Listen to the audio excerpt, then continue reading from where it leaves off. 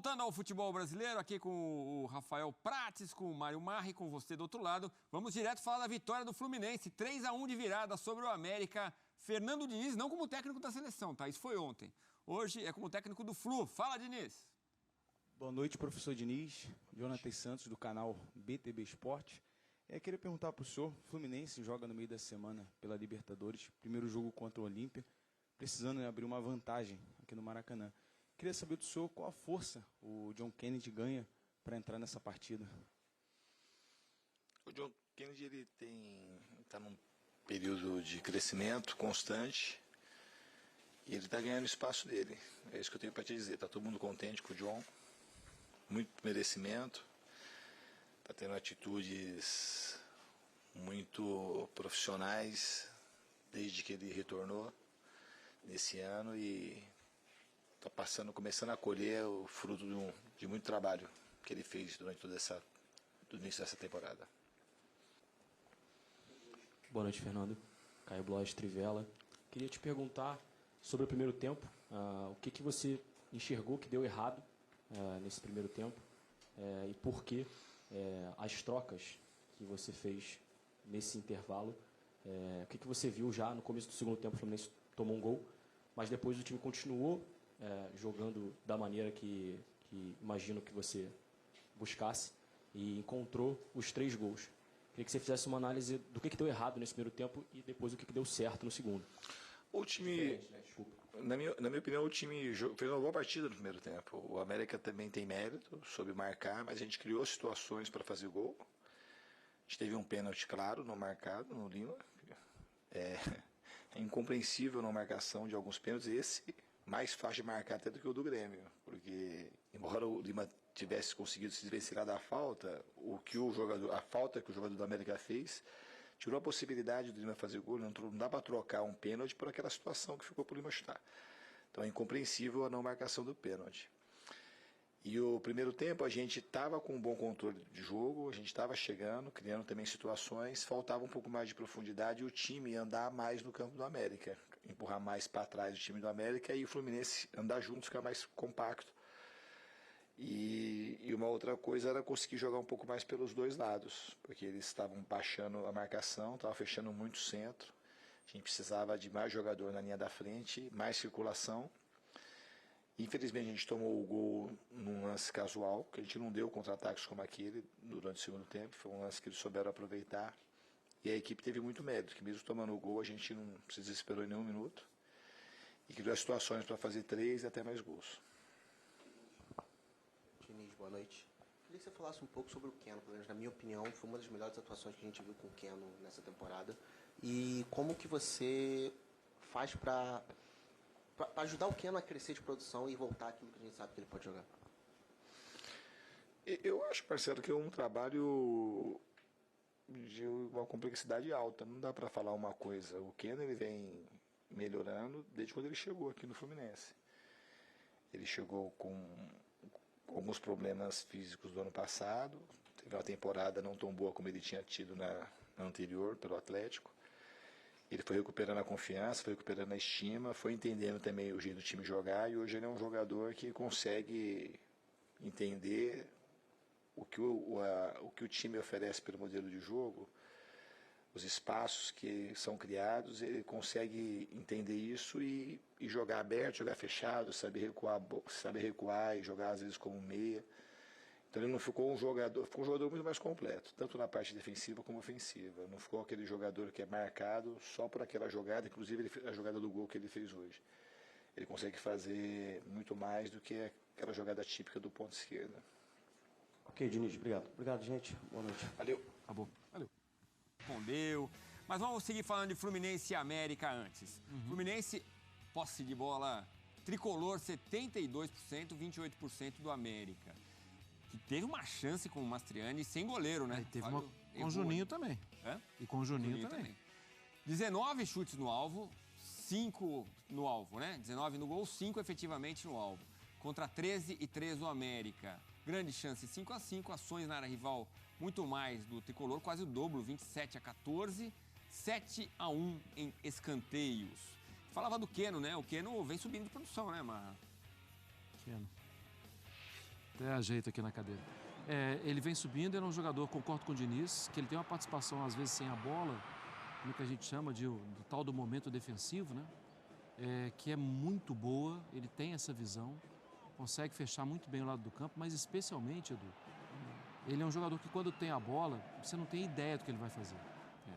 Porque ele tem o drible pelos dois lados, ele é bom passador, e eu acho que sim, ele ficou um bom tempo, como disse o Diniz, entrega ao departamento médico na temporada passada, e esse ano também ele não conseguia ter boas sequências.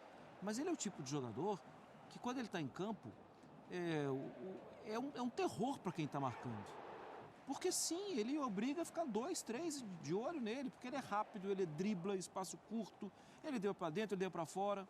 É um jogador que cresce muito. Acho que hoje o jogo foi mudando, olha ele aí, o jogo foi mudando no segundo tempo, né? O segundo tempo foi completamente diferente do primeiro.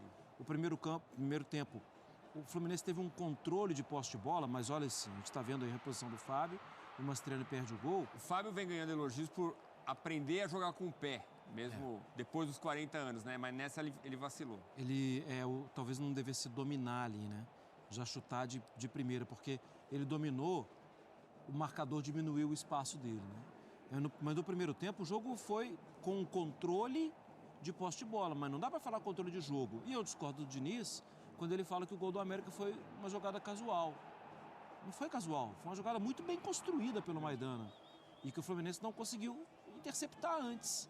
A jogada foi muito boa do Maidana, depois do Varanda e o cruzamento.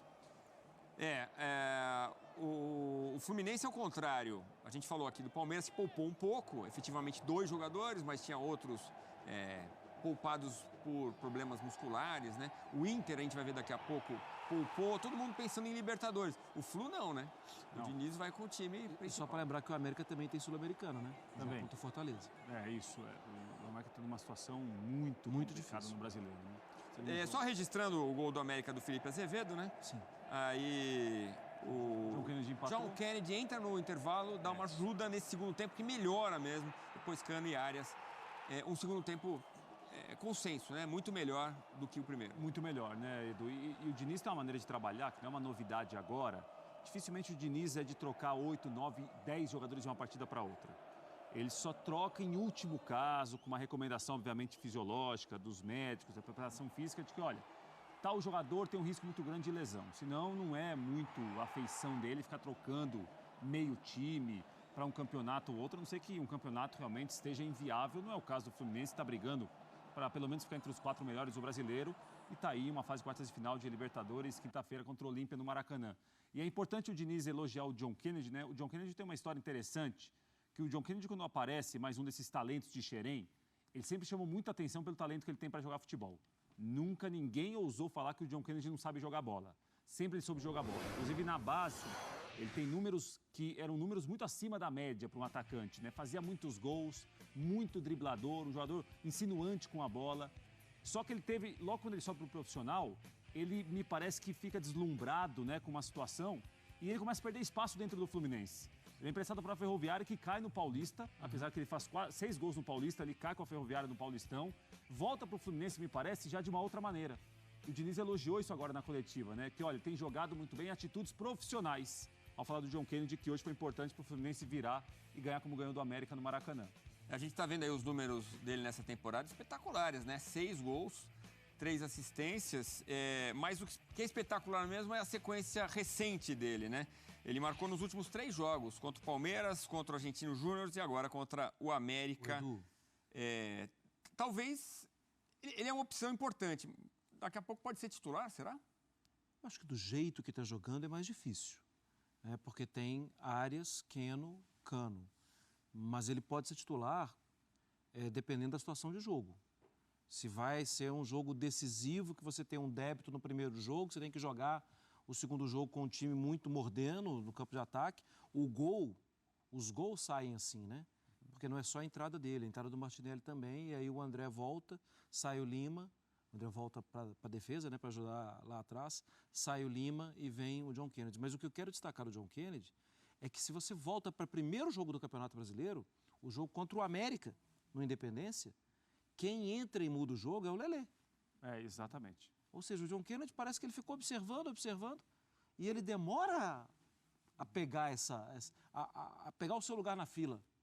E acho que hoje o lugar é dele, na fila. O presidente John Kennedy. Vamos lá com o nosso presidente da reportagem, Cícero Melo, falando ao vivo do Maracanã. E aí, meu parceiro, conta tudo pra gente. Prazer falar contigo, boa noite. Boa noite, um abraço para você, para os companheiros do Marro, Prats e para o Fã de Esportes, menos um pouquinho, presidente.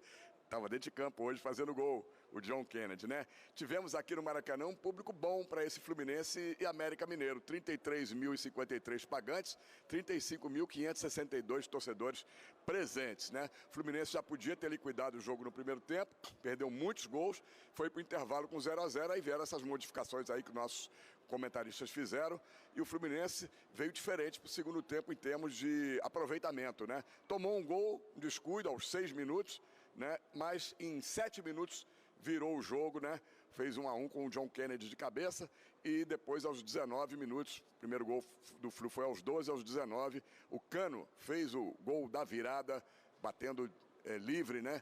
Cruzado, e depois ainda o Fluminense fez o terceiro gol com o John Arias. Neste momento, Edu e Tricolores, o Fluminense ocupa a terceira colocação no Campeonato Brasileiro, vai dormir em terceiro lugar. Quando começou a rodada estava em sétimo, foi para 34 pontos ganhos, atrás de Botafogo e de Palmeiras. Claro que ele pode ser ultrapassado nos jogos de amanhã, mas o Fluminense vai conquistando pontos em busca de voltar ao G4. Já o América Mineiro continua nessa posição em último lugar, né? Lanterna com apenas 10 pontos ganhos. O Germán Cano hoje dedicou o gol à filha que nasceu hoje de manhã. Ele passou a noite toda acordado com a esposa, né, no hospital, na maternidade. Nasceu por volta de 8h30 da manhã a Lionela, que é uma mistura, né, da esposa com o Lionel Messi, né? O nome da esposa com o Lionel Messi. Então saiu o Lionela. O Cano tem números impressionantes, né? Foi o 7º gol dele no Campeonato Brasileiro com o Tiquinho Soares, 13 gols, mas fora aí por pelo menos mais um mês, talvez. O Cano tem tudo para se aproximar aí dessa artilharia, ele que já foi o artilheiro do Campeonato Brasileiro no ano passado. Foi o 30º gol dele na temporada e o gol de número 74 com a camisa do Fluminense. O John Kennedy tem 6 gols na temporada e 12 com a camisa do Fluminense. O Alexander é uma boa notícia, não entrou hoje em campo, mas estava no banco de reservas. 3 meses, mais de 3 meses fora, 101 dias, com 2 lesões sérias. Primeiro ele teve uma lesão muscular na coxa direita no dia 10 de março, na 5ª rodada contra o Cruzeiro lá em Belo Horizonte, no Mineirão, e depois, quando já estava praticamente recuperado, teve uma séria contusão no joelho esquerdo, mas para a felicidade dele, da comissão técnica e da torcida tricolor, já está à disposição, não entrou hoje porque o jogo estava duro, mas aos pouquinhos vai voltar ao time do Fluminense, pode ser até que ele tenha espaço ali no banco de reservas, vai ficar no banco no jogo contra o Olímpia, pela Libertadores da América, na próxima quinta-feira no Maracanã, primeiro jogo das quartas de final. O Fluminense, então, volta a campo. Neste jogo, né, tem que fazer o resultado, porque já viu o que aconteceu com o Flamengo. Fez só 1-0 aqui e acabou sendo batido lá por 3-1. O pensamento é fazer o melhor possível. Os jogadores dizem, o discurso é o seguinte: vencer primeiro, por qualquer placar. A partir do momento que estiver vencendo, tentar aumentar a diferença. No Campeonato Brasileiro, o Fluminense volta a campo no próximo domingo contra o Atlético Paranaense em Curitiba, 18h30. O América Mineiro joga pela Sul-Americana também na quinta-feira contra a equipe do Fortaleza no estádio Independência, primeiro jogo das quartas de final da Sul-Americana. E no Brasileiro, ele volta a jogar no estádio Independência, no domingo também, contra a equipe do São Paulo, o Tricolor Paulista. Vamos ouvir, então, os jogadores que falaram na zona mista, justamente os artilheiros do Fluminense hoje, junto com o John Arias, falaram ali na zona mista o John Kennedy e também o Germán Cano. Você estava emprestado ao Ferroviária pelo Paulistão. Como ter um mindset sempre forte, né? Está preparado, porque quarta-feira você vai disputar as quartas finais da Libertadores. Quinta, não? A gente tem que estar preparado ali fora, ele dá muita confiança, a gente tem que estar ali fora preparado para entrar, para mudar o jogo, para ajudar a equipe. E hoje, graças a Deus, eu estive preparado, mais uma vez, pude entrar e ajudar a equipe. Mais uma vez, né? O seu momento é um momento muito bom, assim, né? E você vem fazendo diferença até com uma certa cobrança já de ser titular. Para você, qual foi essa virada de chave, assim, para quem talvez nem fosse aproveitado, ter ficado e ter se tornado um jogador tão importante para o Fluminense? Qual foi o momento da virada de chave nessa temporada e a sua expectativa em começar jogando uma partida? O momento de virada foi no empréstimo. Eu fui para lá com a intenção de voltar para jogar no Fluminense. Voltei, estou treinando, ganhando a confiança do Diniz. E para buscar meu espaço ali, e como você falou, buscar ser titular, mas aí eu deixo pro Diniz. A gente está lesionado e é a oportunidade que você tem de, marcando gols com a frequência que você sempre marca, encostar nele, né? Não sei se dá. A gente faz tudo pelo time para poder ganhar jogo tras jogo. Hoje foi um dia muito especial com o nascimento de minha filha Leonela. Saiu tudo bem, graças a Deus. Hoje ganhamos no Maracanã com um gol para ela. Então é uma satisfação muito grande. É um momento que jamais vou esquecer na minha vida de minha esposa também. Um momento muito especial. Na verdade, para eles, né? Para o Lolo não ficar com ciúme, porque foi L duplo. E você chegou aqui dizendo que estava cansado, que nem dormiu. Conta um pouquinho essa história pra gente. Você nem dormiu, ainda entrou em campo e fez gol. Sim. Foi uma noite muito longa. Minha esposa estourou bolsa 12 horas da noite. Aí fomos para a Perinatal, que a gente lá nos recebeu muito bem. Increíble o trato com nós, impressionante. E aí ficamos a noite toda para que nasca. Então a doutora falou que íamos fazer cesárea 8:30 da manhã, assim que porque era um pouco perigoso poder ficar tanto tempo esperando. Então aí decidimos fazer cesárea, assim que saiu tudo bem, graças a Deus. E nada, uma menina increíble que é muito lindo todo o que está acontecendo aqui com minha família, todo o carinho da gente, nossa torcida, é incrível, não tem explicação. E Lourenço,